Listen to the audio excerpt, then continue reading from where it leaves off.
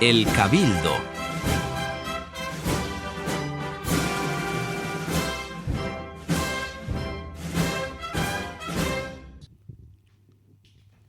Buenas tardes, bienvenidos al Cabildo. ¿Qué tal? Muy buenas. Como siempre decía nuestro amigo Ignacio, por donde no pasan las cofradías, pero se escuchan todas se escuchan, efectivamente. Parece que lo hemos ensayado para decirlo sí. a dúo. Pues quinta temporada, y cuarto episodio de esta nueva singladura del Cabildo. ¿Y de qué vamos a hablar hoy? Hoy algo variado, ¿verdad? Sí, tenemos, porque nos lo pidieron algunos seguidores, bastantes seguidores, pues vamos a tratar el tema musical, un tema musical, pues porque tengo la inmensa fortuna de que mi compañero de podcast sea un auténtico erudito en música profesional. Y vamos a precisamente porque me gusta mucho, me he cortado mucho para no... Bueno, porque se hubiera fallado. Por lo corto. Pero va a ser un tema musical muy especial, ¿verdad, José? Sí, porque no queremos meternos ni en tecnicismo, ni en historias largas, ni en análisis musicales que tampoco igual tienen el mismo interés, aunque nos reservamos el derecho para el día de mañana hacerlo. Vamos a contar historias que hay detrás de ciertas composiciones, algunas más conocidas, otras menos, pero incluso aquellas que probablemente les suenen a la mayoría de nuestros amigos, podemos dar algún dato que igual no es tan famoso, tan conocido. Y además historias que se entrelazan con el presente, ¿verdad? Con lazos familiares realmente curiosos. Sí, hay ramificaciones curiosas incluso varias generaciones después, en el caso de algunas personas. Muy curioso. Ese va a ser nuestro primer tema y en la segunda parte, en el segundo bloque, vamos a contar en nuestra sesión de la intrahistoria, pues esas pequeñas historias, ¿no? Quizás no tan conocidas, pero que nos hablan también de la trascendencia que tiene la Semana Santa. Y sobre todo que humanizan mucho todo el fenómeno de las cofradías y de las imágenes. Sí, vamos a contar una historia de dos italianos relacionados con la devoción universal de la Virgen de la Esperanza. Vamos Macarena. A decir simplemente que va de cine, de italiano y de la Macarena. Y de la Macarena, eso y es. Ahí se queda. Y hasta ahí podemos hablar. Como gancho para, hasta ahí podemos contar. Para que aguanten todos nuestros amigos escuchándonos. Bueno, pues como este programa tiene el contenido musical, al menos en su primer bloque, a mí me parece, si tú das tu beneplácito, que pongamos pequeñas pildoritas de las marchas de las que vamos a hablar, luego contemos algo y luego a modo de culminación de ese mini bloque, pues cerremos con los últimos segundos, con los últimos compases de cada composición. Pues adelante, maestro. Pues nada, maestro, cuando usted quiera, la primera.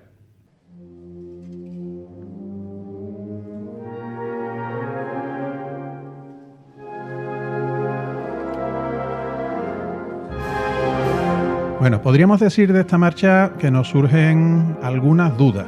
Una es que tradicionalmente se ha venido diciendo que es la más antigua dedicada a las Hermandades de Sevilla. Estamos hablando de la marcha Quinta De la marcha Quinta Angustia, llamada inicialmente marcha fúnebre, pero que todo el mundo la ha venido a conocer como Quinta Angustia porque había muchas marchas fúnebres y era mucho más sencillo especificar la dedicatoria que la obra tenía. Y luego respecto a esto de la dedicatoria, pues también hay alguna que otra duda que vamos a intentar aclarar o al menos plantear la situación para que ya cada uno pues lo interprete de la mejor manera. Estamos hablando de una obra del siglo XIX. Uh-huh. El siglo XIX en su segunda mitad es el que ve nacer muchos de los elementos que hoy en día identificamos con nuestras cofradías. Estamos hablando de las capas de los nazarenos, estamos hablando del canon prácticamente del paso de palio, aunque es cierto que en los años 20 se le da un nuevo giro, pero podemos identificar muchos de los aspectos de nuestras cofradías en esa época. La carrera oficial con las sillas en los palcos y, entre otras cosas, las marchas procesionales. Hasta entonces la música que se tocaba era derivada de obras de música clásica, de obras de música sacra, pero obras como tal concebidas para la calle, pues es en este momento en el que tienen su origen. Y nos vamos a situar con un músico que viene de tierras lejanas, viene nada menos que de la provincia de Gerona, que no creo que haya muchas tan lejos de Sevilla. De Sevilla. Estamos hablando de José Font Marimont. Ese apellido Font ya lo identificamos con la música, ¿verdad? Con las cofradías. Completamente, con una saga que tiene una relación absolutamente indisoluble con la Semana Santa de Sevilla en su aspecto musical, porque muy pocos cofrades, bueno, siendo cofrades, no pueden no reconocer ese apellido Font, ¿no? Y además hay varios miembros que, esa es mi duda, José María, ¿todos formaban parte de la misma saga? José Font Marimont, Manuel Font de Anta, todos. Sí. José Font Marimont fue, digamos, el abuelo. El hijo de este fue Manuel Font Fernández, que fue el padre, y luego el hijo, el más famoso, es Manuel Fondeanta, aunque también está su hermano José, que igualmente colaboró en el terreno de la composición musical. Y luego ya años después pues ha venido otro compositor ya contemporáneo de nuestros días, que es Miguel Ángel Font, que también lógicamente mantiene la saga viva.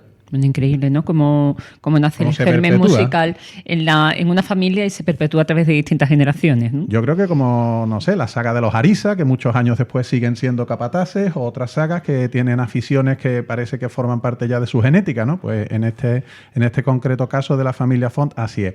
José Font, desde muy jovencito, hablamos de una persona que nace en 1839, o sea, en la primera mitad del siglo XIX, efectivamente. Él ingresa en la banda militar del regimiento de Soria 9. Banda que era pues, prácticamente el destacamento militar con acompañamiento de música más antiguo de toda Europa. Uh-huh. Y entró con 15 años y estuvo prácticamente pues, toda su vida laboral vinculado al ejército y particularmente a la música. Él como músico era intérprete de un instrumento de viento propio, lógicamente, de las bandas de música, que es la trompa. Uh-huh. Y además sabemos que tuvo participación en obras bastante destacadas. Sí, por ejemplo, en la orquesta que estrena en España, la ópera de Verdi, Un baile de máscaras, o sea, que claro, no tenía nada que ver con la música profesional. Claro, es que date cuenta que una persona que llegara a ser músico mayor, director de una banda militar, sí, tenía una formación tremenda y, lógicamente, pues eran sus servicios requeridos para otro tipo de tareas. Incluso como a nivel personal, como curiosidad, participó en la Segunda Guerra Carlista, fue condecorado por su valor y cuando el destacamento de Soria 9 se traslada a la ciudad de Sevilla, en 1876, él viene al frente del mismo y a partir de ahí se involucra en el mundo de las cofradías por medio del acompañamiento que esta formación histórica tenía en más de un paso. Se sabe que en 1887 se estrena, o si no se estrena exactamente, se interpreta una marcha de su cuño dedicada a la Hermandad de la Carretería. De hecho, hay una cita que en un periódico de la época lo podemos encontrar, que es el diario La Andalucía. ¿Sabes lo que pone, verdad?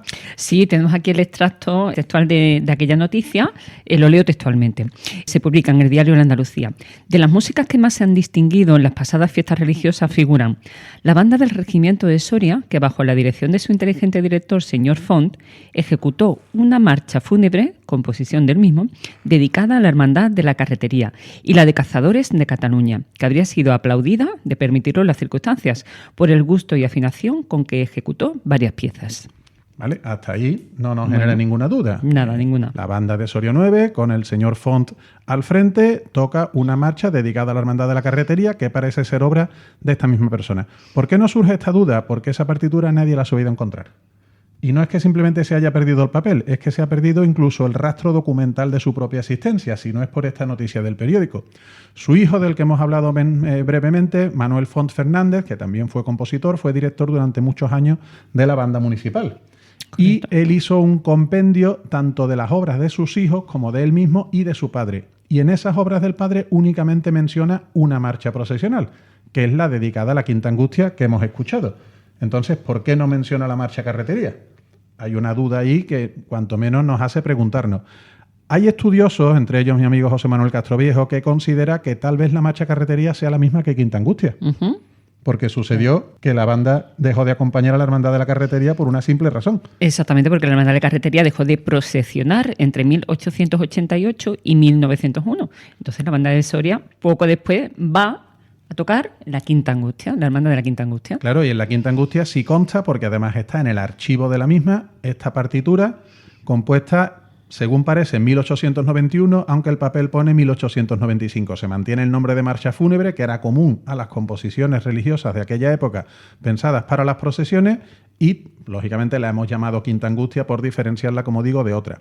Pero a mí se me ocurre otra cosa también, y es que, aunque esta marcha se ha dicho tradicionalmente que es la más antigua dedicada a las hermandades de Sevilla, no hace tanto, precisamente esta persona de la que he hablado, José Manuel Castroviejo, encontró, escarbando en unos archivos, otra marcha, curiosamente también dedicada a la Quinta Angustia, que es anterior a esta, que es de un compositor llamado Rafael Sebreros. Esta marcha, en su partitura, en su versión para piano, que está fechada en 1874, si no recuerdo mal, dice que se interpreta todos los años el Jueves Santo, de manera que tiene una antigüedad bastante llamativa.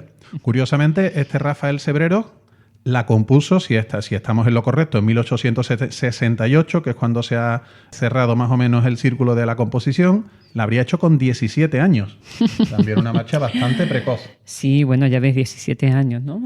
Hoy día con 17 años, no sé si están los chavales jugando al Fortnite, ¿no? Y este señor pues ya componía composiciones. También antes la vida terminaba antes y todo se precipitaba, ¿no? Antes la gente con 20 años ya eran padres de familia y muy formales todos ellos. Correcto. Bueno, pues aquí dejamos esta pequeña historia detrás de la composición Quinta Angustia, composición que, por cierto, se puede escuchar con relativa comodidad en las procesiones a día de hoy.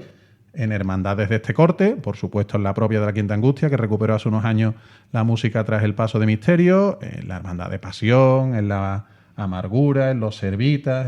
En los cortejos que tienen esa solemnidad, ¿no? Ese aura de solemnidad. Incluso yo recuerdo habérsela escuchado a hermandades que sobre el papel no pegarían mucho, como la Candelaria o alguna otra, porque es breve, tiene un momento de recogimiento en una esquinita, en una calle estrecha, y realmente pues de una categoría musical excepcional. Sí. Nos despedimos, si te parece, poniendo el final del trío que, en mi opinión, es lo más inspirado de toda la composición. Y seguidamente, damos el salto a la siguiente. Pues disfrutamos con ello.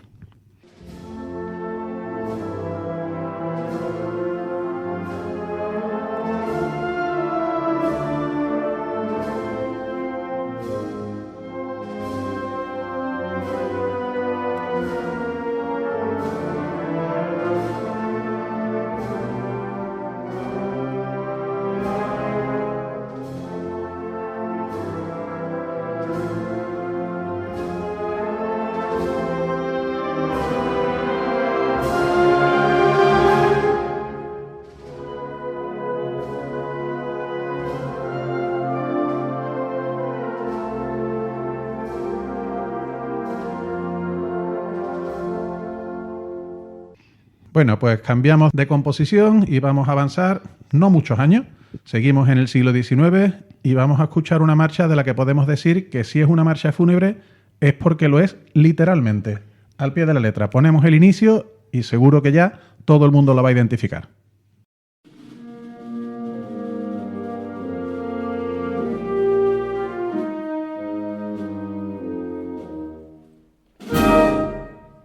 Bueno, pues absolutamente inconfundible, ¿no? Los acordes de Virgen del Valle, como dices, una marcha fúnebre, porque la historia que esconde detrás, pues tiene ese carácter, ¿no?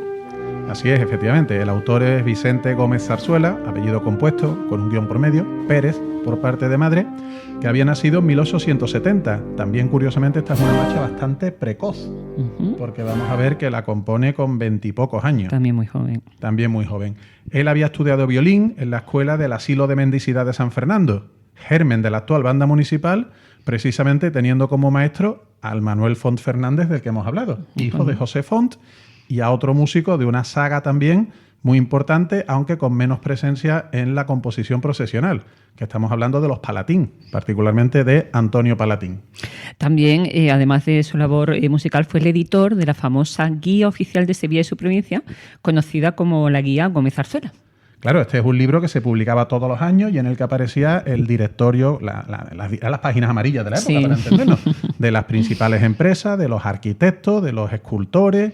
Y de hecho es que muchos de sus ejemplares están digitalizados y se pueden consultar en la hemeroteca. Yo, mira, sin ir más lejos, el año pasado un artículo que hice para el boletín de la Hermandad de la Lanzada, siguiendo el rastro de Manuel Gutiérrez Cano, encontré, gracias a la guía Gómez Zarzuela, dónde vivía. Que todavía sigue siendo útil. Su domicilio, sí, a día de hoy, si uno tiene alguna curiosidad sobre la Sevilla finisecular y del principio de los años 20, del siglo XX, sin lugar a dudas, es una obra de bastante interés. Gómez Zarzuela, que a ver, escribe, ahora vamos a contar el motivo de la composición Virgen del Valle, pero es que además que tiene una relación directa con la hermandad porque se apunta como hermano en la corporación en 1888, con 18 años recién cumplido. Con 18 años, efectivamente, y no solo se apunta y sin más, sino que se involucra mucho en la vida de hermandad. Llegó a ser miembro de la Junta de Gobierno, prácticamente la mayoría de las composiciones para las obras internas de la hermandad hasta fechas muy recientes son todas de Gómez Zarzuela y era una persona que tenía una vinculación afectiva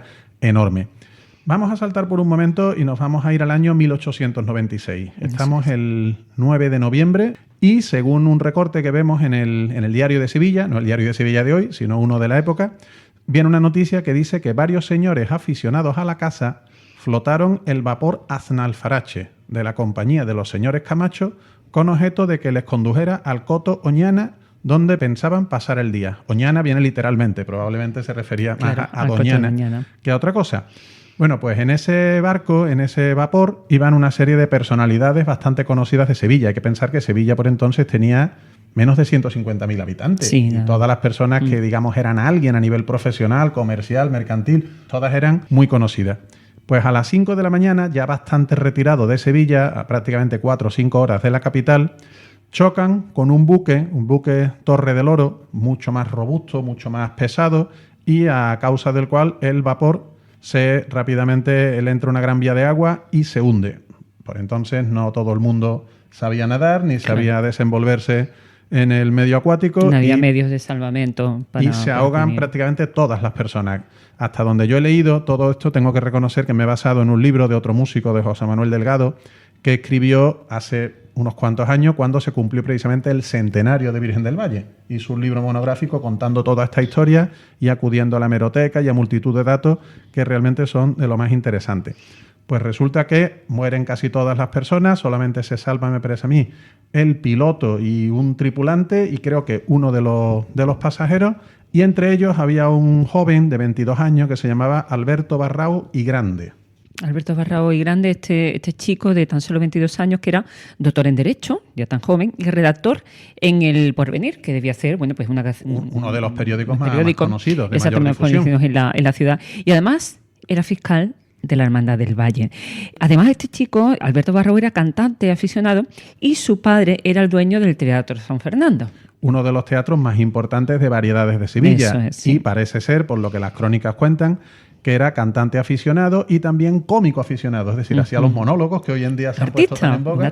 Pues en aquel entonces, incluso hay quien dice que en ese trayecto del barco tenía todo el mundo encantado, improvisando historias, era una persona de un trato bastante agradable hasta donde hemos podido averiguar. Desgraciadamente, con esta edad tan joven, pues se trunca su vida, se ahoga, se sabe que incluso el padre tuvo que estar durante varios días yendo y viniendo hasta que por fin pudieron identificar el cadáver por unas iniciales que tenía bordadas en la camisa y por una serie de características. Total, que a partir de esta tragedia, lógicamente Vicente Gómez Zarzuela, unido con un gran afecto a Alberto, sufre un gran revés y le dedica una obra musical, una obra que en principio es una marcha fúnebre a la memoria de un amigo fallecido. Exacto. La marcha fúnebre que se escribe en 1897, en su memoria lo hace para piano.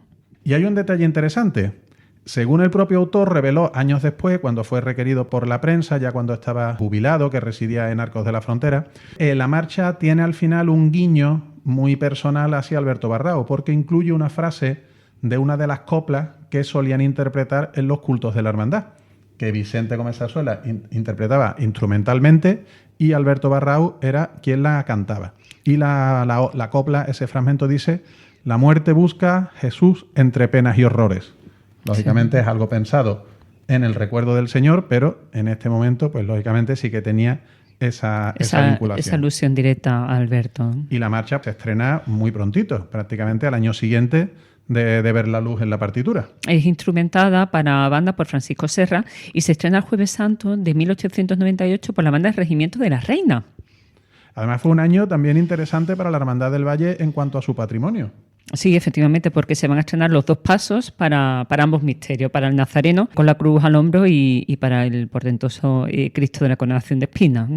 Pues aquí tenemos el estreno de la Marcha Virgen del Valle en 1898, el Jueves Santo para más señas. A modo de curiosidad, ese año sucede algo también interesante que afecta beneficiosamente a todas las cofradías, ¿verdad? Efectivamente, ese año de 1898, bueno, tan marcado es la historia de nuestro país, ¿no? Fue el primer año con luz eléctrica y no de gas en las calles de la carrera oficial. Se estrenaba la luz eléctrica en nuestras calles. Y así las cofradías pudieron relucir mucho mejor. Eso es, sí, con esa iluminación, ¿no? Qué curioso. Pues nada, terminamos este fragmentito con los últimos compases de Virgen del Valle, que como perfectamente escuché definir a alguien, parece como un latido que se va apagando gradualmente.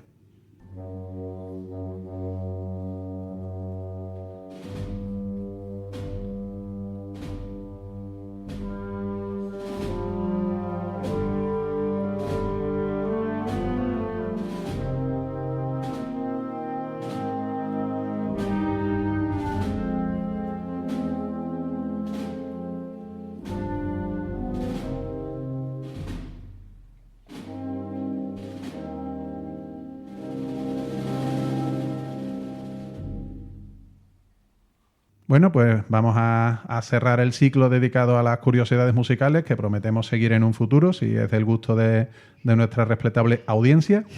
Y vamos a adelantar un pequeño fragmento que, igual que seguro que el anterior, conocen e identifican todos nuestros seguidores a la primera. Absolutamente inconfundible. Y yo a nivel personal he de decir que la tengo en mi top 5 de preferidas, ¿eh? Pues maestro, cuando guste.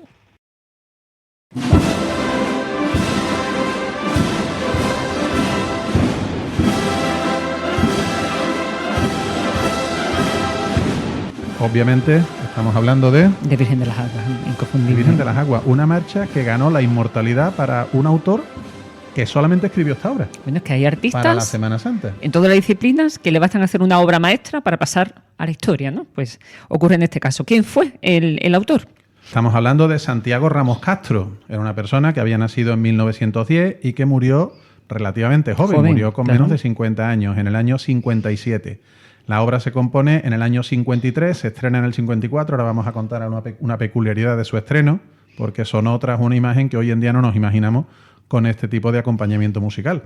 Y Santiago Ramos se desenvolvió en diferentes bandas, pero en este momento era integrante de la banda de Soria 9 y nada menos que su director, bajo una absoluta leyenda de la música procesional. Con don Pedro Gámez La Serna, nada más y nada menos, ¿no?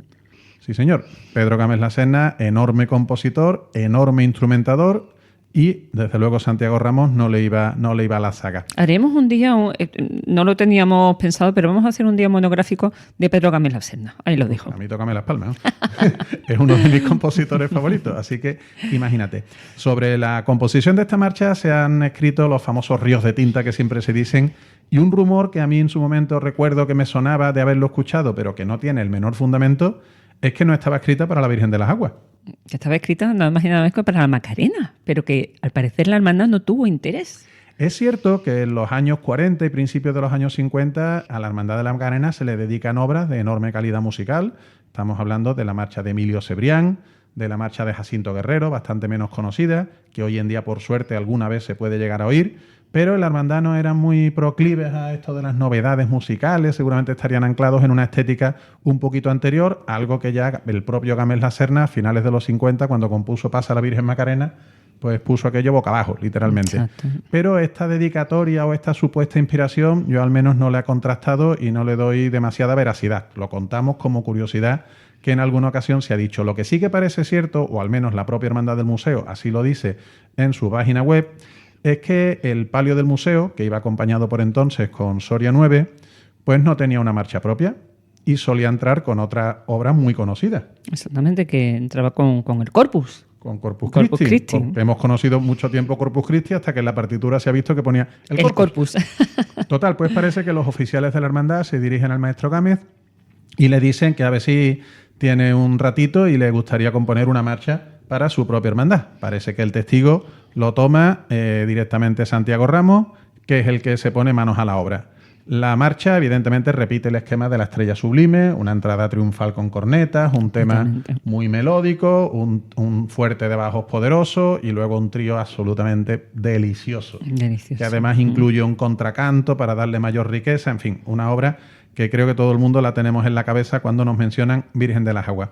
Curiosamente se compone en la orilla del mar. Se compone en la bellísima ciudad de Cádiz en el verano de 1953 y se termina en Sevilla en febrero de 1954. Si no recuerdo mal, fue el invierno que nevó en Sevilla, en 1954. Lo recuerdo perfectamente porque mi madre tenía 4 años. No, tú, desde luego. No estaba yo, pero porque sí estaba mi madre. Insultantemente joven. Sí, por supuesto. Pero recuerdo que fue en el año 54, sí. Además en febrero, ¿no? Pues nevaba en Sevilla cuando Santiago Ramos finalizaba Virgen de las Aguas. Pero mira qué dato más interesante. Sí, es que se me acaba de venir ahora. Bien. Y bueno, pero el llega el momento del estreno. Exacto, claro, cuéntalo. La obra, evidentemente, estaba prevista para ese lunes santo. Y yo me imagino que entre los propios músicos y entre todas las personas allegadas a la Junta de Gobierno, pues la esperarían con enorme ansia. Pero, sin embargo, apareció la lluvia. Efectivamente. Nuestro peor enemigo para las cofradías. Bueno, sí. Uno de ellos. Total, que ese lunes santo pues se quedó en blanco. Frustrado el estreno. ¿Y quién la estrena? Cuéntalo tú. No, dilo tú. Bueno, se estrena pues con la Virgen de la Concepción del Silencio, con la antigua titular, con la antigua imagen, Pero no la actual de Sebastián Santo, pero no en la madrugada, efectivamente, sino en la procesión extraordinaria de 1954 por el centenario del dogma inmaculista.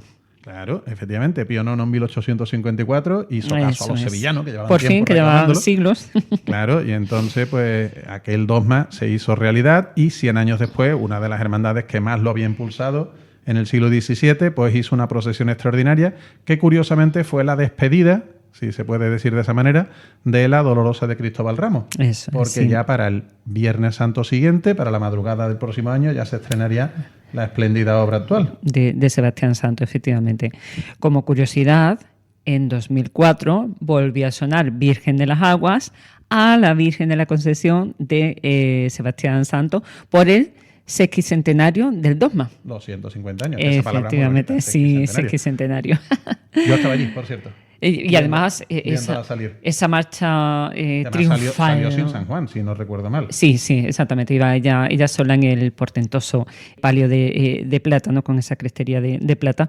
Y esa marcha triunfal detrás de la Virgen de la Concepción del Silencio, ¿no? Que sabemos el aura especial que tiene en la madrugada, sonó sonándole absolutamente... lo que la gente cariñosamente le decía a esta marcha, que era el chero tachero. El chero tachero. Chero, tachero. Pues esa es la marcha que sonó como despedida de esta venerada y para muchos añorada Dolorosa de Cristóbal Ramos.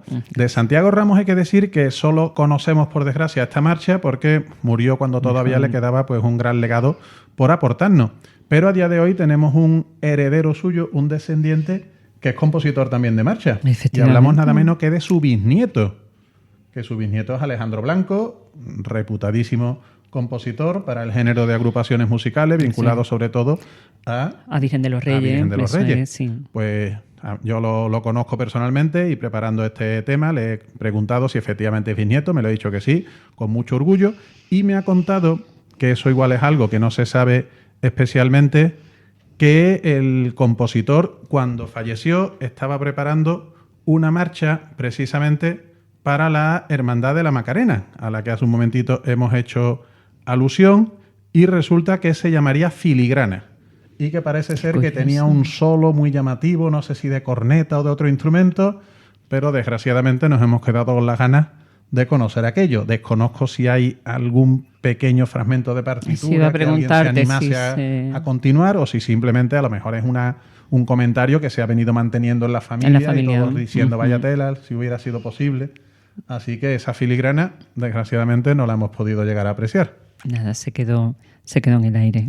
Pues nos despedimos ya con los últimos y reconocebilísimos compases de Virgen de las Aguas y nos vamos a la intrahistoria. Vamos con ella.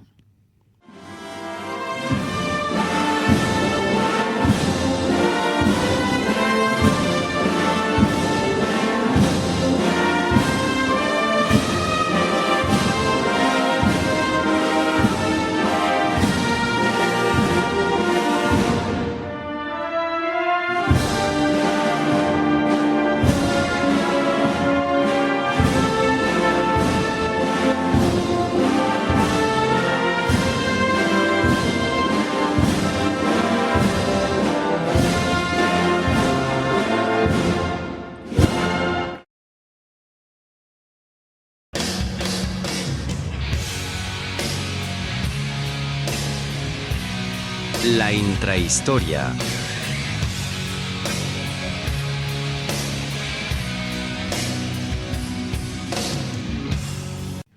Bueno, pues hemos dejado a Santiago Ramos y previo paso por los Guns N' Roses, porque nosotros somos así de eclécticos, estamos de vuelta para la intrahistoria. Exactamente, llamando de nuevo a las puertas ahora vas a hablar del cielo. tú, porque yo ya quiero beber agua. Bueno, pero es que tu erudición musical es para que estés aquí en 3 podcasts seguidos hablándonos déjame descansar. Y disertándonos, sí, enseñándonos tantísimo de nuestra bellísima música procesional. Bueno, yo voy a aprovechar para contar una intimidad nuestra, y es que has traído unas galletas espectaculares, así que mientras tú hablas yo le voy a dar un recuerdito, un cariñoso bocado. Hoy viene el cabildo con merienda incluida. Hombre, por favor. Bueno, en la intrahistoria hemos puesto un título absolutamente que recoge un poco, nos hace un poquito de spoiler, pero un poquito solamente, ¿no?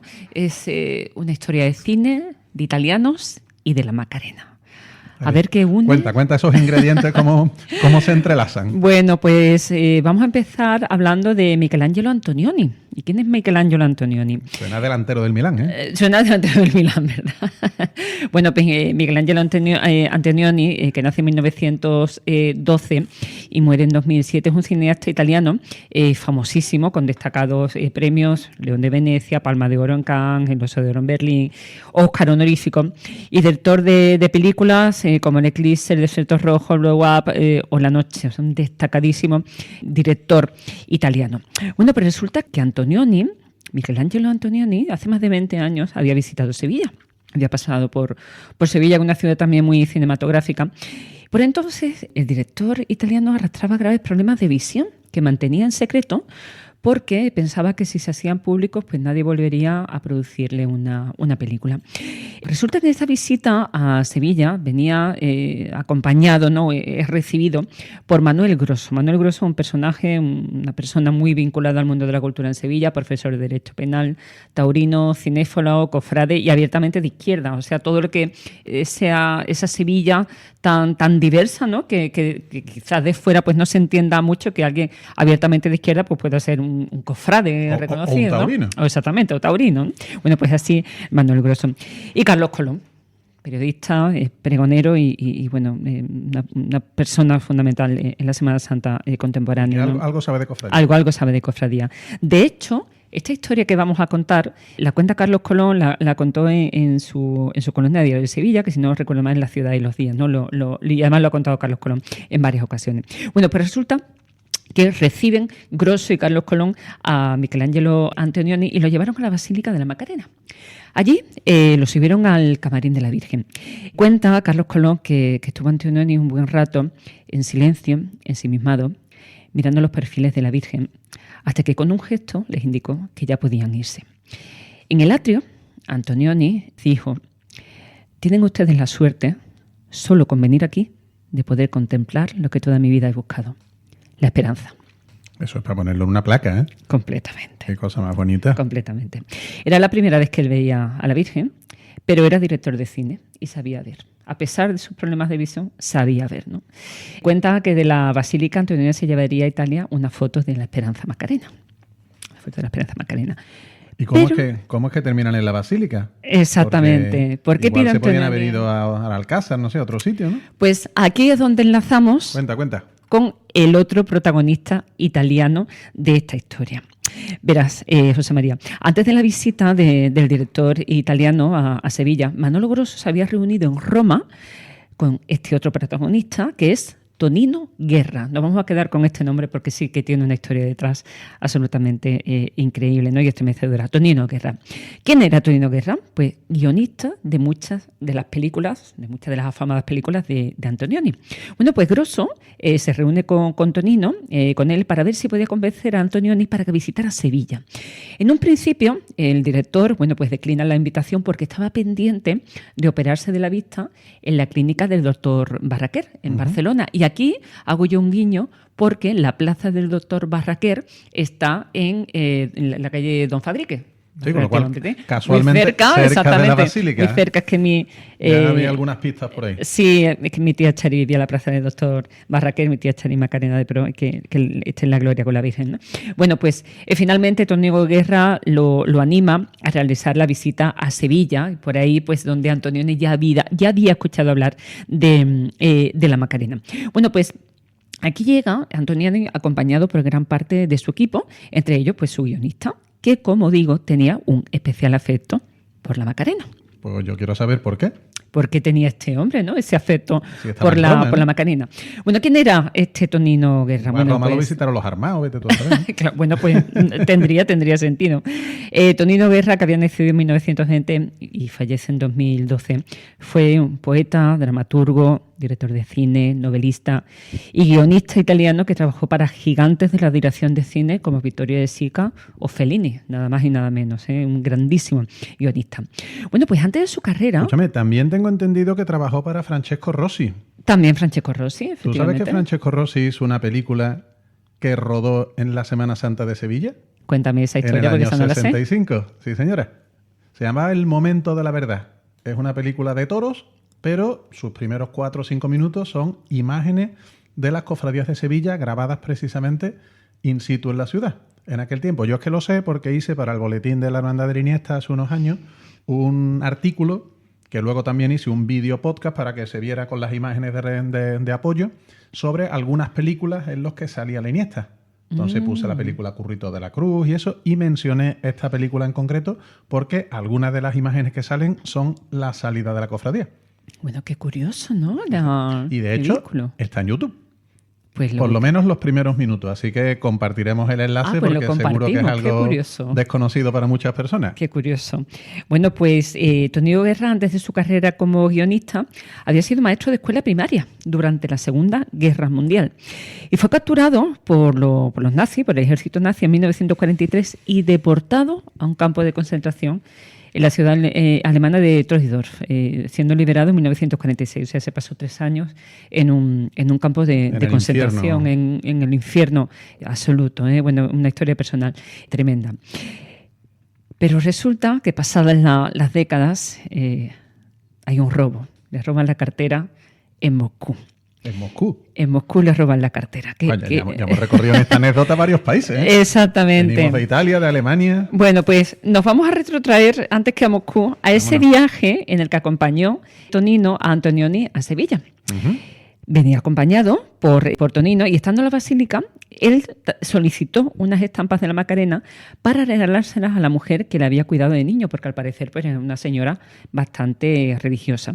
Bueno, pues pasados unos meses se vuelve a poner en contacto con sus amigos en Sevilla para que le enviaran otra fotografía de la Virgen. Al preguntarle por esa insistencia, ¿no? Cuando había estado pues, unos meses antes y se había llevado, al parecer, bastantes estampas, cuenta a Tonino que le habían robado la cartera en el metro de Moscú, que consiguió recuperar la cartera y comprobó que solamente le faltaba la estampa de la Virgen.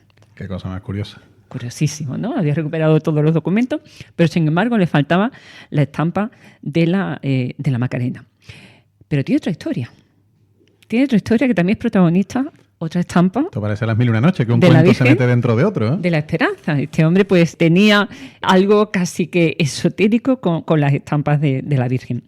Bueno, pues él había visitado, Tonino Guerra realizó varias visitas a Sevilla y en otra de sus estancias visita de nuevo la basílica volviendo a comprar varias fotos de la Virgen. A Grosso y a Carlos Colón, que eran, bueno, pues el lazo, ¿no? El vínculo que tenía con esta ciudad, le sorprendía siempre la cantidad de estampas que siempre llevaba encima Tonino Guerra, que era un italiano de Ferrara, un italiano que de pura cepa, no sé. Un italiano de pura cepa, pero que no era creyente, no era una persona especialmente creyente, sin embargo, bueno, pues tenía ese afecto, ese apego especial por la Virgen de la Esperanza.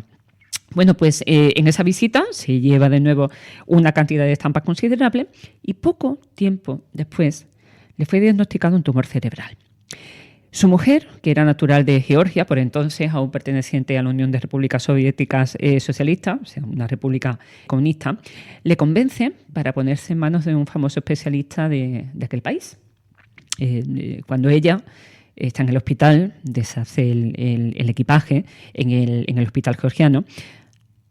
¿Qué es lo que aparece?